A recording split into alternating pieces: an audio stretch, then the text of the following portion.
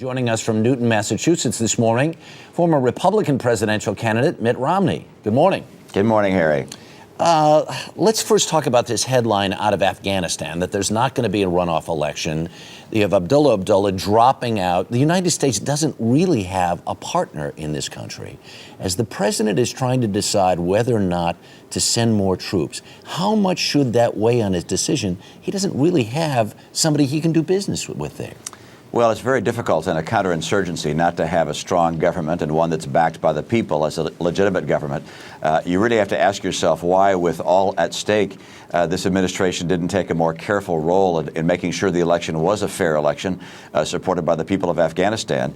And by the way, this Hamlet performance that we're seeing out of the White House is very, very disconcerting. The president has known about this issue for a long time. He received the report from General McChrystal for, 4 months ago, and has not been able to make a decision. This is very, very unfortunate for the people there and for our troops. Is it important to get this decision right, though, or should you take the time to contemplate it?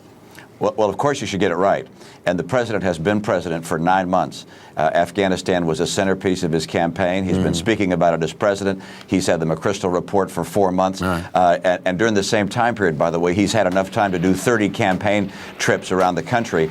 Look, with men and women dying in U.S. uniforms, the president ought to be focusing on getting them home safely, and stabilizing the situation in Afghanistan, rather than trying to reelect his friends. Let's move on to the economy very quickly. You're a former investment banker. The stimulus has helped stabilize the economy to a degree, but it's the public spigot that has helped sort of keep it afloat. At what point do you turn it off and say this economy's got to live or die on its own? Well, first of all, you have to recognize that the stimulus that the president and Congress passed is not what's helped this economy. As you recall, the scenario they forecast would occur without the stimulus is now the very scenario which they're forecasting is going to occur. So the jobless rate is going to hit 10%. We're not going to have any net new jobs until the third quarter of next year. That's what was supposed to happen without the stimulus. So their stimulus didn't work. And the right answer is to stop the stimulus that they've put in place, reform it, or scrap it, because it is not what's creating jobs in this country. Instead, it's the private sector. Look, anytime you try and stimulate government, you're not going to get the kind of private sector jobs you'd get if you instead stimulated the economy. Let me ask you this final question. There's a battle going on right now for the soul of the Republican Party.